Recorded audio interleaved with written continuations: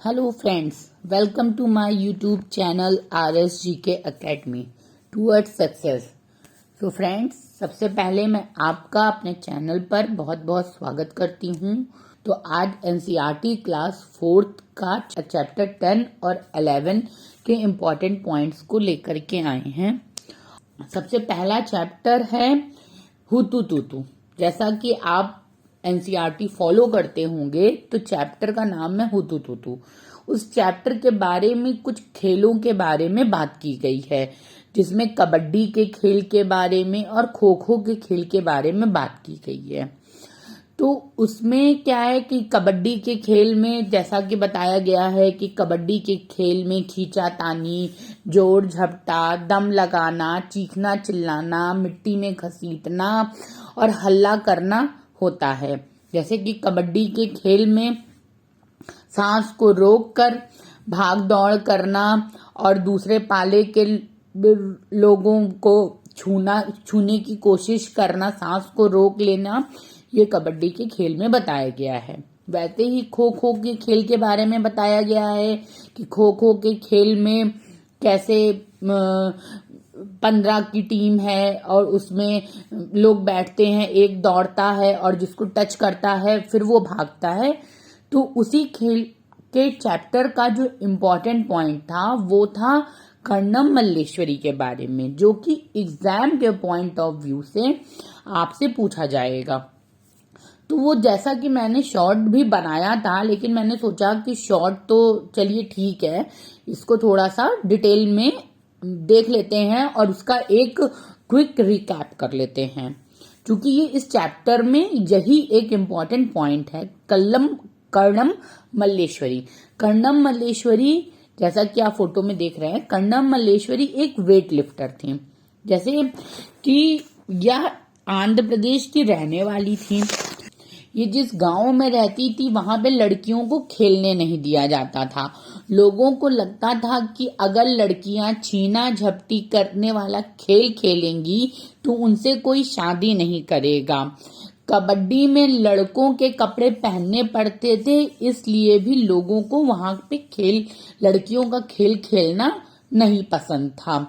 तो वैसे ही जो कर्णम मल्लेश्वरी हैं वो उसी गांव से आती थी जहां पे लड़कियों को खेल खेलना नहीं पसंद करते थे, लोग उनके कपड़े नहीं पसंद किया करते थे। लेकिन उस छोटे से गांव से कर्णम मल्लेश्वरी ने अपना नाम रोशन किया। तो कर्णम मल्लेश्वरी एक वेट लिफ्टर हैं या आंध्र प्रदेश की रहने वाली हैं, जो कि आज का तेलंगाना है। इनके पापा पुलिस में हवलदार हैं। या जब 12 साल की थी तभी से वजन उठाने का अभ्यास करना शुरू कर दिया था। अभी तक वह एक बार में 130 किलोग्राम अर्थात 130 केजी तक का वजन उठा लेती हैं। कर्णम मल्लेश्वरी ने भारत के बाहर अर्थात कि इंटरनेशनल वे में 29 मेडल जीते हैं। कितने? इंटरनेशनल में उन्होंने 29 मेडल जीते हैं। इनकी 4 बहनें हैं, वह भी रोज वेट लिफ्टिंग यानी वेट उठाने का काम करती हैं, अभ्यास करती हैं। कर्णम मल्लेश्वरी के बारे में ये छोटी सी बात थी, जो कि हमने पहले शॉर्ट में देखा है, उसे हमने रिवीजन कर लिया। अब चलिए, जैसा कि ये चैप्टर फिनिश हो गया है, इस चैप्टर में ऐसा कुछ खास नहीं था। अब चलते हैं अपने सबसे इम्पोर्टेंट चैप्टर 11 पे। चैप्टर 11 फुलवारी। फुलवारी में फूलों के बारे में बात की गई है कि फूलों का यूज कहाँ होता है, कैसे होता है, और जो उसमें जो सबसे ज्यादा इम्पोर्टेंट टॉपिक है, जो पॉइंट है, सॉरी टॉपिक नहीं, इम्पोर्टेंट पॉइंट है, उसको मैंने यहां पर नोट कर दिया है।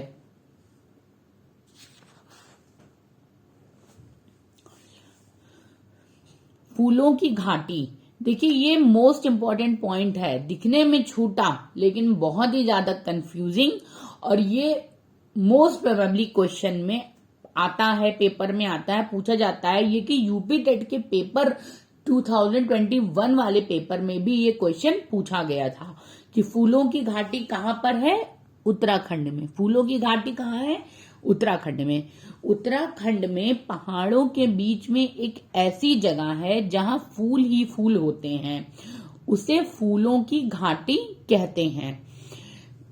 वो फूल कहीं किसी झाड़ियों में लगे लाल फूल, पॉइंट टू बी नोटेड, झाड़ियों में लगे लाल फूल, कहीं पत्थरों के बीच में सफेद फूल, पीले पीले फूल की लंबी चौड़ी कालीन जैसी मैदान, कहीं घाटों के बीच छोटे तारों के जैसे नीले फूल दिखाई देते हैं। कौन कौन से फूल पूछे जा सकते हैं आपसे?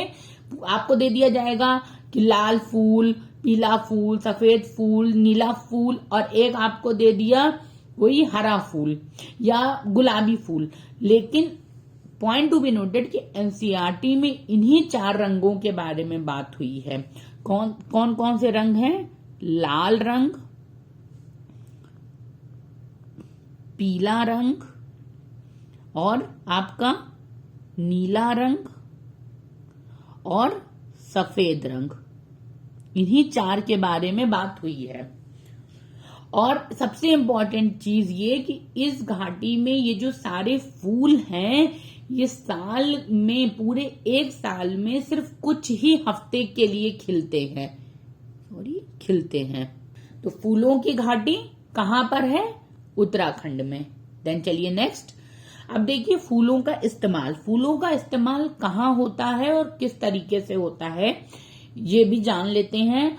और ये भी आपको पता है, अगर आप पढ़ रहे हैं, तैयारी कर रहे हैं, तो आपको पता है यही सब पॉइंट्स पूछे जाते हैं किसी भी तरीके से, लॉन्ग क्वेश्चन के रूप में या शॉर्ट क्वेश्चन के रूप में या पॉइंट टू बी एकदम एग्जैक्ट के रूप में। तो फूलों का इस्तेमाल, जैसा कि हमारे कुछ जगहों पे फूलों का इस्तेमाल सब्जियों के रूप में भी पसंद करते हैं, लोग फूलों को खाना पसंद करते हैं। तो वैसे ही उत्तर प्रदेश में कचनार के फूलों की लोग सब्जियां खाना पसंद करते हैं। कौन से फूल की? कचनार के फूल की। कहां पर? उत्तर प्रदेश में। ये रहा कचनार का फूल, ये आप देख सकते हैं। इसकी क्या, फूलों की सब्जी लोग बहुत खाना पसंद करते हैं कचनार के फूल की। केले का फूल केरल में, केरल के लोग केले के फूल की सब्जियां खाना बहुत पसंद करते हैं। यह है केले का फूल। अब सहजन का फूल, सहजन महाराष्ट्र में लोग इसकी सब्जियां व पकौड़े बहुत पसंद करते हैं। ये रहा आप सहजन का फूल। तो और क्या रहा? कचनार का फूल, उत्तर प्रदेश में लोग इसकी सब्जियां खाना पसंद करते हैं। केले के फूल को केरल में लोग इसकी सब्जियां खाना पसंद करते हैं। और महाराष्ट्र में सहजन के फूल की सब्जियां व पकौड़ा खाना बहुत पसंद करते हैं। अच्छा, बहुत से ऐसे फूल हैं जिनसे कपड़े की रंगाई भी की जाती है, नेचुरल कलर दिए जाते हैं। जैसे गुलदावरी व जीनिया के रंग से भी बनाए जाते हैं, उनसे कपड़े रंगे जाते हैं। कौन से? गुलदावरी व जीनिया के।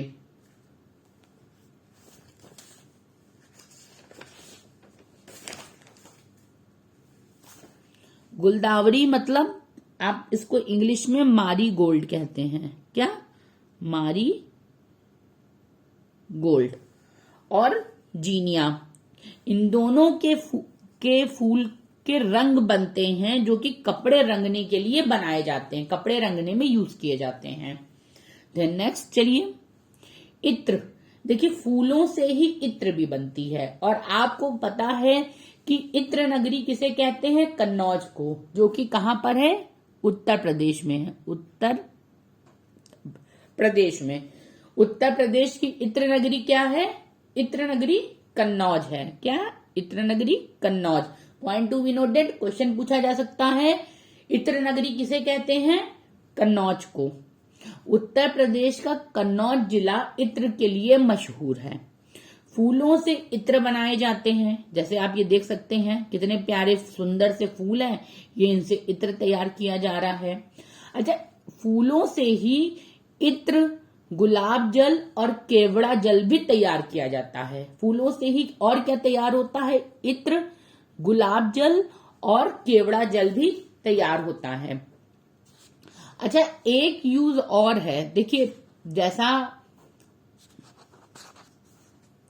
जैसा कि आपको पता है कि फूलों का इस्तेमाल कुछ दवाइयों में व मिठाइयों में भी यूज होता है। लोग गुलाब की पत्तियों से वो गुलकंद बनाते हैं और कुछ मिठाइयों में नेचुरल टेस्ट देने के लिए या महक के लिए इसको यूज करते हैं। अच्छा, कुछ दादी माँ के नुस्खे भी हैं कि गुलाब के जल और ग्लिसरीन को बराबर की मात्रा में मिला लें, शीशी में भर लें और इसमें कुछ बूंद नींबू की डाल लो और फिर इसका इस्तेमाल सर्दियों में करो जिससे त्वचा नहीं फटती है। तो ये भी कुछ इस्तेमाल होते हैं, मतलब कई तरीके से इस्तेमाल होता है। आयुर्वेद में फूलों के बहुत तरीके से इस्तेमाल होते हैं। तो ये फूलों के इस्तेमाल हैं। अब ये हो गया फूलों का इस्तेमाल। अब चलिए चलते हैं सबसे इम्पोर्टेंट मधुबनी पेंटिंग पे, जो कि नेचुरल वे में फूलों के थ्रू ही की जाती है। अच्छा, अब मधुबनी पेंटिंग के बारे में देखते हैं। मधुबनी पेंटिंग, यह चित्रकला बहुत पुरानी है। अच्छा, आपसे ये पूछा जा सकता है, क्वेश्चन आ सकता है कि मधुबनी जो पेंटिंग है उसका नाम मधुबनी पेंटिंग क्यों पड़ा? तो उसका रीजन है कि बिहार में मधुबनी नाम का एक जिला है, जहां के लोग, कहाँ ये गलत है, इसे काट दीजिए, जहां के लोग त्योहारों और खुशी के मौकों पर अपने घर की दीवारों और आंगन में एक विशेष प्रकार की चित्र बनाते हैं, विशेष प्रकार की पेंटिंग बनाते हैं। यह चित्र किससे बनता है? पिसे हुए चावल के घोल में रंग मिलाकर, जिसे आपके यूपी और एमपी में अल्पना भी कहते हैं।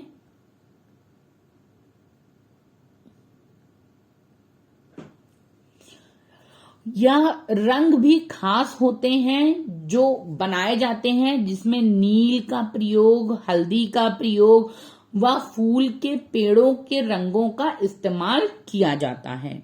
इन चित्रों में इंसान, जानवर, पेड़, फूल, पक्षी, मछली और अन्य कई जीव जंतु बनाए जाते हैं।